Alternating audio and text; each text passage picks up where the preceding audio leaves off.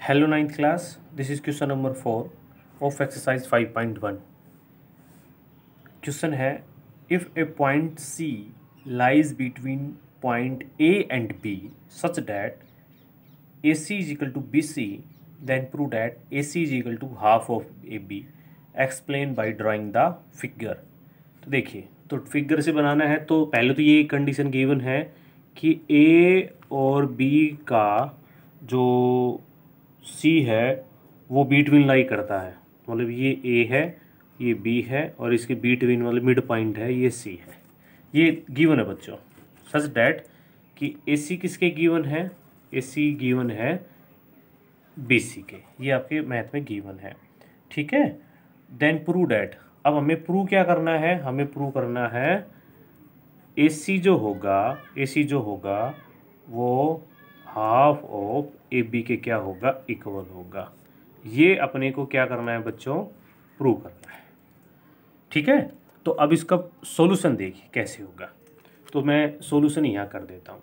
Solution देखिए, क्या AC plus BC AB की इक्वल लिखा जा सकता है कि नहीं लिखा जा सकता, बताइए। बिल्कुल लिखा जा सकता है, क्योंकि AC plus BC is equal to AB। ये अपने ने पढ़ा था ना कि AC प्लस BC कौन साइड हो जाएगा, AB के ऊपर, तो हम AC plus BC is equal to AB लिख सकते हैं। अच्छा बच्चों, पर हम तो यूँ कह रहे हैं कि BC किसके इक्वल है, AC के, तो AC तो था और BC की जगह क्या रख दिया, AC is equal to AB। AC और AC कितने AC हो गए, 2AC is equal to AB, और AC की वैल्यू कितनी हो गई, 1/2 हाफ ऑफ AB। तो ये आपका हो गया क्वेश्चन नंबर 4, ठीक है जी।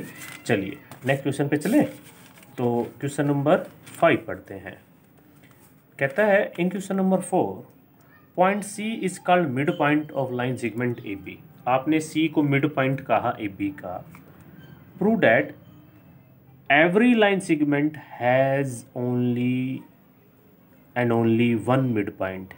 कहता है कि जैसे कि अब देखिए, मैं क्वेश्चन नंबर 5 यहाँ कर रहा हूँ। देखिए, ये अपने पास एक स्ट्रेट लाइन थी, मान लीजिए AP, ठीक है जी, और ये इसका क्या था, मिड पॉइंट। तो कहता है कि हर एक लाइन का मिड पॉइंट एक ही होता है, केवल एक पॉइंट होता है, दो नहीं हो सकते। हम उल्टा कर लेते हैं, ठीक है। हम कहते हैं कि भाई दो मिड पॉइंट है, लेट C एंड D, है ना, are two mid points of AP, है ना। तो लिख दें, let there are two mid points C and D of AP, ठीक है जी।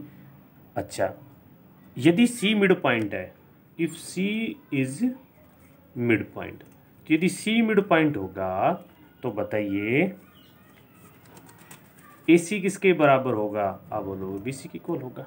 सही बात है, C मिड पॉइंट है तो।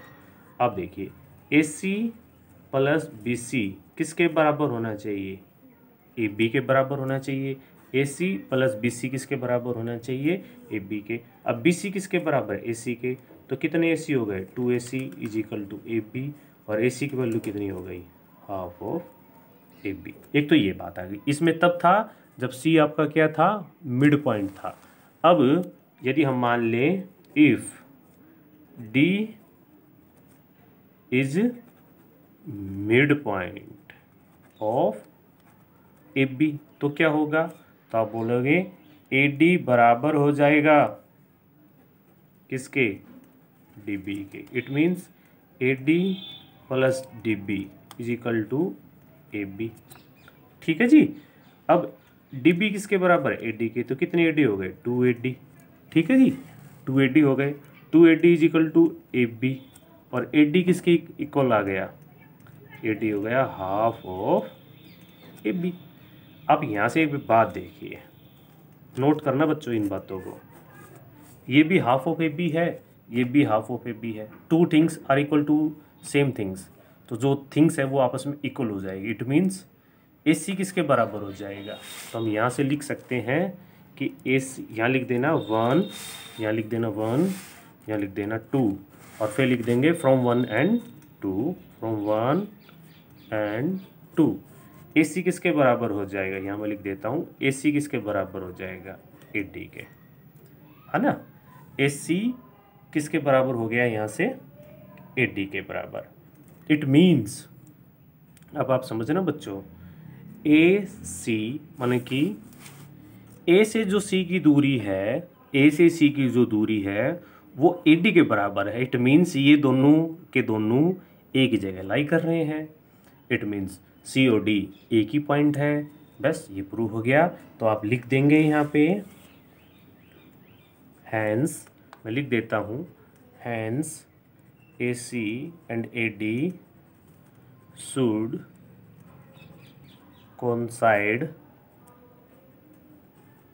coincides, that is C and D should coincides, that is, फिर अगेन लिख सकते हैं, they are same point। बस ये लिख सकते हो।